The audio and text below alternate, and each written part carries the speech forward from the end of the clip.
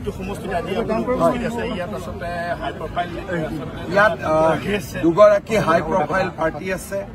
ৰিহন দৈমাৰী আৰু আমাৰ deputy CM Gobinda ডাঙৰীয়া গতিকে আমিও হাই প্ৰফাইল প্ৰাৰ্থী দিছো মেনন মুছাহৰি জিকিব বুলি মই আশা কৰো ৰাইজৰ উৎসাহ আপোনালোকে দেখিছে হ'ব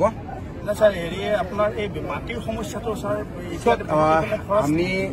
সদিয়াত মাটিৰ সমস্যা সমাধান কৰিছো মাৰ্ঘেৰিটাত মাটিৰ সমস্যা সমাধান কৰিছো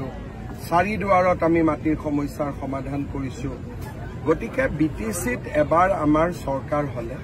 আমি সকলো সমস্যা সকলোকে লগত লৈ সমাধান কৰি দিম এবাৰ বিটিচিত চৰকাৰ হলে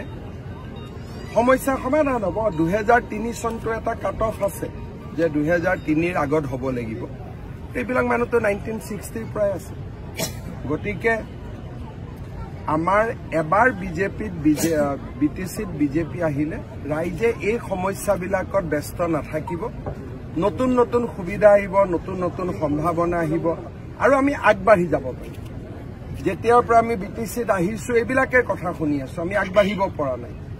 এবাৰ বিজেপিৰ চৰকাৰ হলে আমি আগবাঢ়িব পাৰিম স্যাৰ প্ৰাক্তন মন্ত্ৰী ৰিহন দৈমাৰী বৰ্তমানৰ ডেপুটি চিফ তেওঁলোকৰ প্ৰতি কিয় মোহভংগ হৈছে স্যাৰ মইতো কাকো সমালোচনা কৰা নাই মোহভংগ হোৱা বুলিও কোৱা নাই খালি মই এইটোৱে কৈছো যে দুইজনকে এবাৰ আপোনালোকে চালে এবাৰ মেননকো চাওক কিন্তু মই তেওঁলোকক কোনো সমালোচনাও কৰা নাই আৰু এটা শব্দও মই কাৰো বিৰুদ্ধে কোৱা নাই কাৰণ আমি এটা সিদ্ধান্ত লৈছো যে বিজেপিয়ে কাকো সমালোচনা নকৰে স্যাৰ যে গোটেই নিৰ্বাচনটো স্যাৰ আপোনালোকে সহমৰ্মিতাৰ মাজতে কৰিম বুলি কিন্তু স্যাৰ যদি আপোনালোকে এককভাৱে মেজিক সংখ্যা পায় তেতিয়াহ'লে স্যাৰ দুটা পক্ষকে লগত মানে আমিতো সদায় এইটো বিচাৰো যে বড়ো ৰাজনৈতিক দলবিলাক এক হওক আৰু বিজেপিয়ে সকলোৰে লগত লগ লাগি কাম কৰিব কিন্তু পৰিৱেশ আৰু পৰিস্থিতি তেনেকুৱা হোৱা নাই ইলেকশ্যনৰ ৰিজাল্ট হওক এতিয়া মাত্ৰ মই দুটা সমষ্টিলৈকে আহিছো বিজেপি কিমান সিট পাব কি নাপাব এইটো এটা ৰিজাল্টে ক'ব কিন্তু এইবাৰ ৰাইজে এটা মন বান্ধিছে যে আমি বিজেপিক ভোট দিম কাৰণ প্ৰধানমন্ত্ৰী ডাঙৰীয়া আপোনালোকে যদি চাই যে আমি খিলঞ্জীয়া ধৰ্মৰ বিভাগ কৰিলো বাথৌ সমাজক আগুৱাই দিলো ব্ৰহ্ম সমাজক আমি আগুৱাই দিলো আমাৰ চৰকাৰৰ দিনত শান্তি আহিলে বিহু পাতিলো ঝুমুৰ পাতিলো এবাৰ বাগৰুম্বা পাতিম আমি সকলোকে বঙালী হিন্দুৰ সমস্যা গুৰ্খা মানুহৰ সমস্যা কোচ ৰাজবংশীৰ সমস্যা এই চৰকাৰখনে 5 বছৰত যিমান পাৰে সিমান কাম আমি কৰিছো ৰাইজৰ মাজত এটা বিশ্বাসো আহিছে মই ভাবো একেটা কাম যদি আমি বিটিচিত কৰিব পাৰো বিটিচিৰ পৰিৱেশ সলনি হৈ যাব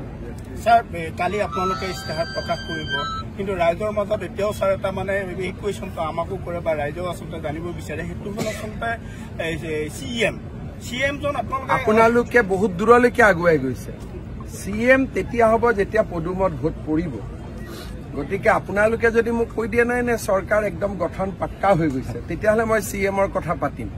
কিন্তু এতিয়ালৈকে মইতো এইটো কথা ক'ব পৰা অৱস্থাত অহা নাই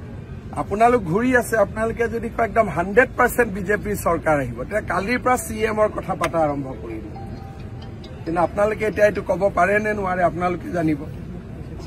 মৰিয়নিত স্যাৰ নাগালেণ্ড চৰকাৰে ভূমিৰ ওপৰত জৰীপ চলাই আছে স্যাৰ আমাৰ সীমা আছে সুপ্ৰিম কোৰ্টে ডিসপিউটেড এৰিয়া DAB বনাই থোৱা আছে গতিকে সেই লাইন কোনেও ক্ৰছ কৰিব নোৱাৰে কাৰণ এটা সুপ্ৰিম কোৰ্টে বনাই থৈ দিছে আৰু সেইকাৰণে এইটো কোনো কৰাটো সম্ভৱ নহয় আৰু ইয়াত সুপ্ৰিম কোৰ্টৰ ৰায়দান আছে গতিকে কিবা কৰিলে আমি নাগালেণ্ড চৰকাৰৰ লগত কথা পাতিম কেইদিনমান আগতে তেওঁলোকে পোষ্ট এটা পাতিছিলে উৰিয়াম ঘাটত আমি কোৱাৰ লগে লগে তেওঁলোকে উঠাই লৈ গুচি গ'ল গতিকে আমি আলাপ আলোচনা কৰি আমি ঠিক কৰি ল'ম ইয়াত একো অসুবিধা নহয় হ'ব